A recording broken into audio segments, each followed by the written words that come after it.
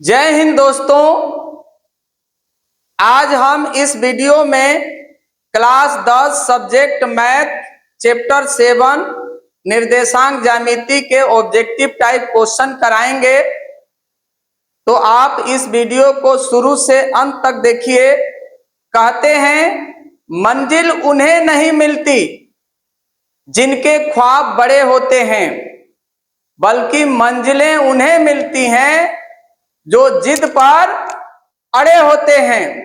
तो देखिए बाबू, जो है पहला क्वेश्चन है, यदि बिंदुएं x1, y1, x2, y2 और x3, y3 संरेखी हो तो x1 into y2 minus y3 plus x2 into y3 minus y1 plus x3 into y1 minus y2 बराबर हैं।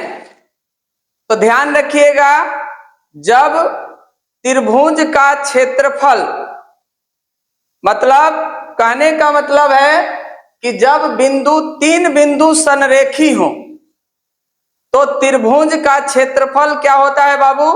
0 होता है। तो याद रखिएगा कि जब तीन बिंदु संरेखी हो तो त्रिभुज का क्षेत्रफल क्या होता है? 0 के बराबर होता है। तो पहले का राइट आंसर क्या हो जाएगा बाबू? 0 हो जाएगा। दूसरा क्वेश्चन है, बिंदुओं -10, 6 तथा 6, -10 को मिलाने वाली रेखा के मध्य बिंदु के नियामक हैं। नियामक का मतलब क्या होता है बाबू? निर्देशांक। तो देखिए, यह बिंदु दिया हुआ है -10, 6 तथा 6, -10।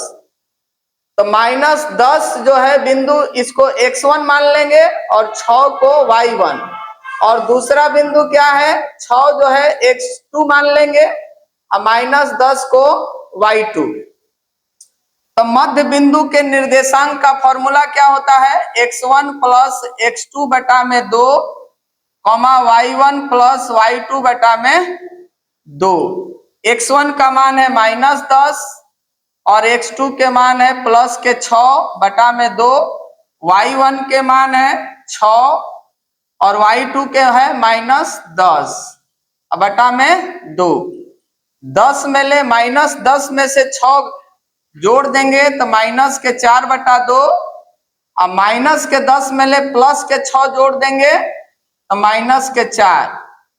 तो 2 से कट जाएगा, माइनस के 2 बार 2 दूनी के 4, ये भी 2 बार माइनस के 2 दूनी के 4, तो -2, -2। तो देखिए, दूसरे का राइट आंसर क्या हो जाएगा बाबू? डी हो जाएगा। तीसरा क्वेश्चन है, बिंदुओं x1, y1 और x2, y2 को मिलाने वाले रेखाखंड के मध्य बिंदु के निर्देशांक। तो मध्य बिंदु के निर्देशांक का फॉर्मूला क्या होता है बाबू? तीसरे का दूसरा बी आंसर होगा x1 प्लस x2 बटा में 2, y1 प्लस y2 बटा में 2। याद रखिए, तीसरा क्वेश्चन हो गया। चौथा क्वेश्चन देखिए, बिंदु 2, -3 किस पाद में स्थित है? तो 2, -3 किस पाद में स्थित है बाबू? यह जो है चतुर्थांश में स्थित है, अर्थात चतुर्थ पाद में स्थित है 2, -3। पांचवा क्वेश्चन है, बिंदु -3, 5 किस पाद में स्थित है? तो -3, 5 कौन से पाद में स्थित है बाबू? द्वितीय पाद में स्थित है। पांचवें का बी आंसर होगा। छठवां क्वेश्चन है कि बिंदु 15, 8 की दूरी मूल बिंदु से क्या होगी? तो देखिए, इसको कैसे हल करेंगे। मूल बिंदु से दूरी का सूत्र जो होता है, रूट में x² प्लस y² होता है, याद रखिएगा। और x का मान है 15 और y के मान क्या है? 8। तो 15 का स्क्वायर प्लस 8 का स्क्वायर, 15 का स्क्वायर क्या होता है बाबू 225, 8 का स्क्वायर 64, दोनों को जोड़ देंगे तो 289, 289 किसका स्क्वायर रूट होता है 17 का, तो छठवें का राइट आंसर क्या हो जाएगा सी हो जाएगा 17। अब आगे देखिए 7वां क्वेश्चन है, बिंदु 4,-1 और 2,3 के बीच की दूरी है। तो देखिए ये बिंदु दिया हुआ है, जो ये बिंदु दिया हुआ है 4,-1 और दूसरा बिंदु दिया हुआ है 2,3 के बीच की दूरी ज्ञात करना है। तो x1 के मान क्या होगा 4 और x2 के मान क्या हो जाएगा 2 और y1 के मान क्या हो जाएगा -1 और y2 के मान क्या हो जाएगा 3। देखिए इसको x1, यह क्या है y1, यह क्या है x2, यह क्या है y2। तो दूरी बराबर क्या होता है, दूरी का फॉर्मूला होता है x2 माइनस x1 का whole square plus y2 minus y1 का होल स्क्वायर। अब देखिए आगे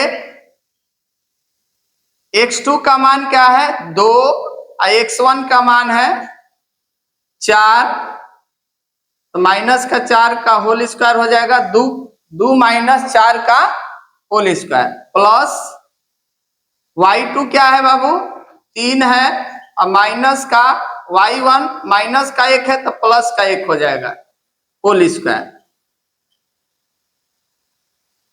2 में ले -4 घटाएंगे तो माइनस क्या बचेगा 2 का स्क्वायर और प्लस 4 का स्क्वायर, क्या हो जाएगा बाबू 4 प्लस 16 कितना हो जाएगा 20, और 20 का स्क्वायर रूट क्या होता है 2√5 होगा, क्या होगा 2√5, मतलब 4 गुणा 5 तो 2 गुणा 2 तो 2 तो स्क्वायर रूट से बाहर आ जाएगा और स्क्वायर रूट में क्या बचेगा बाबू 5 बचेगा, तो 2√5 हो गया। तो 7वें का राइट आंसर क्या हो जाएगा डी। 8वां क्वेश्चन है, किसी त्रिभुज का केंद्रक 3,0, देखिए केंद्रक दिया हुआ है, केंद्रक के निर्देशांक दिया हुआ है 3,0 और उसके 2 शीर्ष दिए हुए हैं, कौन कौन सा 2,3 एवं 1,-4, तो तीसरा शीर्ष ज्ञात करना है।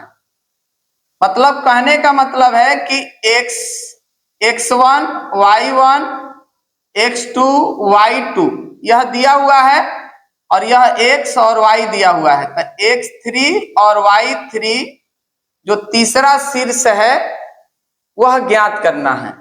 तो त्रिभुज के केंद्रक का निर्देशांक का फॉर्मूला क्या होता है x, y बराबर x1 plus x2 plus x3 और बट्टा में पूरे का बट्टा में 3, y1 plus y2 plus y3 और पूरे का बट्टा में क्या होता है 3।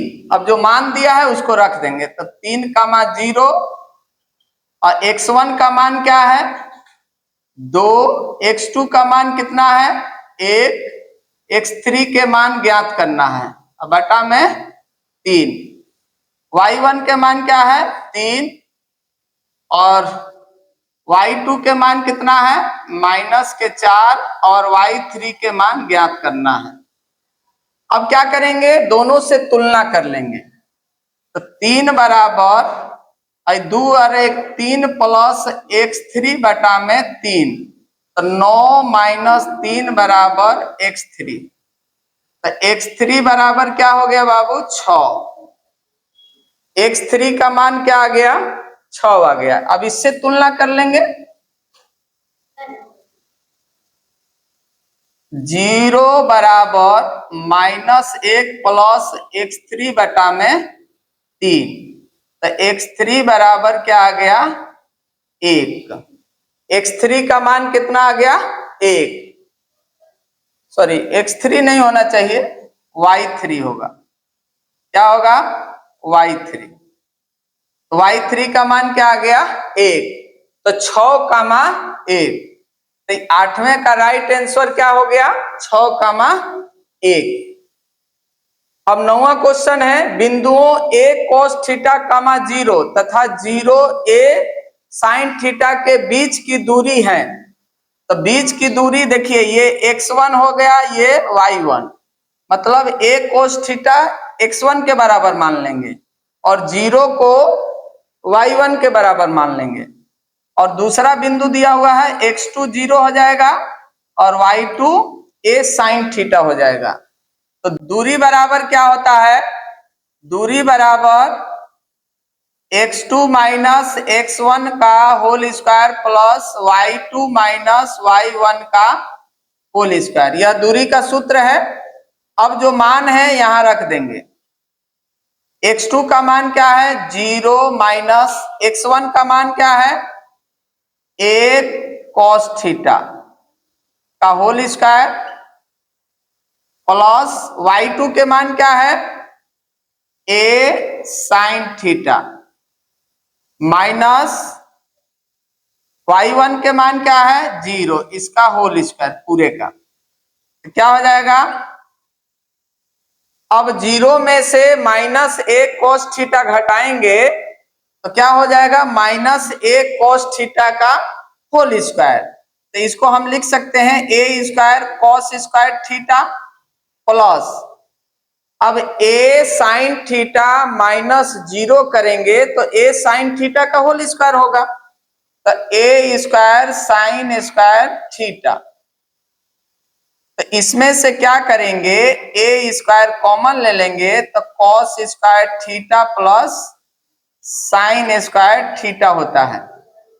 तो जैसा कि आप जानते हैं कि sin square theta plus cos square theta का मान क्या होता है 1 होता है। तो यह 1 हो जाएगा, तो a स्क्वायर रूट से बाहर आएगा तो a के बराबर होगा।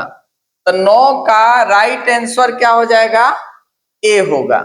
अब देखिए 10वां क्वेश्चन है, बिंदु 4,5 और 6,5 को मिलाने वाले रेखाखंड के मध्य बिंदु के निर्देशांक क्या होंगे, क्या होंगे सॉरी। तो यह बिंदु दिया हुआ है x1, y1, जो x1 का मान है 4, y1 के मान है 5, x2 के मान है 6 और y2 के मान क्या है 5। तो मध्य बिंदु के निर्देशांक का फॉर्मूला होता है x1 प्लस x2 बटा में 2 y1 प्लस y2 बटा में 2। अब x1 के मान क्या है 4 और x2 के मान है 6 बटा में 2, y1 के मान क्या है 5 और y2 के मान है 5 और बटा में 2, 10 बटा में 2 10 बटा में 2। क्या हो जाएगा 2 5 10 और 2 5 10, 5 5। तो 10वें का राइट आंसर क्या होगा बाबू 5 5। 11वां क्वेश्चन है, बिंदु -4, 10 के भुज का मान है तो x निर्देशांक को ही क्या बोला जाता है भुज कहा जाता है। तो इसमें भुज क्या हो जाएगा -4। 11 का राइट आंसर क्या होगा सी होगा। 12वां क्वेश्चन है, कार्तीय तल में स्थित किसी बिंदु 3, -4 की कोटि का मान क्या होगा। तो कोटि के लिए जो y निर्देशांक जो होता है उसी को कोटि बोलते हैं। तो कोटि क्या है -4। तो इसका राइट आंसर क्या हो जाएगा 12 का ए होगा। 13 नंबर, y अक्ष पर किसी बिंदु के निर्देशांक किस रूप के होते हैं। तो y अक्ष पर बिंदु के निर्देशांक किस पे होते हैं, किस रूप में होते हैं 0, y के रूप में होते हैं। याद रखिएगा अगर y निर्देशांक पूछा जाए तो किस रूप में होते हैं? 0, y के रूप में होते हैं। अब अगला क्वेश्चन है जो है 13 नंबर, y अक्ष पर किसी बिंदु के निर्देशांक किस रूप में होते हैं? ये तो बता दिए आपका 0, y के रूप में होते हैं। 14वां क्वेश्चन है, देखिए x अक्ष पर किसी बिंदु के निर्देशांक किस रूप में होते हैं? जब x अक्ष पर पूछा जाए तो x, 0 के रूप में होते हैं निर्देशांक। याद रखिएगा किस रूप में होते हैं? x, 0। और जब y अक्ष के रूप में पूछा जाए तो 0, y। 15वां क्वेश्चन है, किसी त्रिभुज के शीर्ष बिंदुओं के निर्देशांक 4, 6, 0, 4 और 5 हैं, इसके केंद्रक के निर्देशांक होंगे।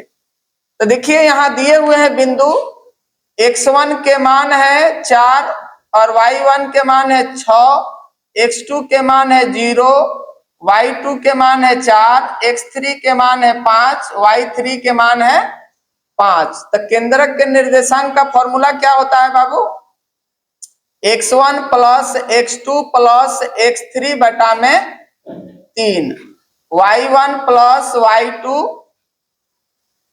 प्लस y3 बटा में 3। यहाँ कॉमा है। अब x1 का मान क्या है? 4 और x2 के मान है 0, 4 प्लस 0 प्लस x3 के मान है 5 और बटा में 3। y1 के मान है 6 प्लस y2 के मान क्या है? 4 प्लस y3 के मान है 5 और बटा में 3। जोड़ देंगे तो 9 बटा में 3, 6 4 10 और 15 बटा में 3, अर्थात ये हो जाएगा तितली के 9 और 3 5 3, 5। तो केंद्रक के निर्देशांक क्या आ जाएंगे? 3, 5। तो 15 का राइट आंसर क्या हो जाएगा? डी, 3, 5। तो एक बार देख लीजिए आप सब।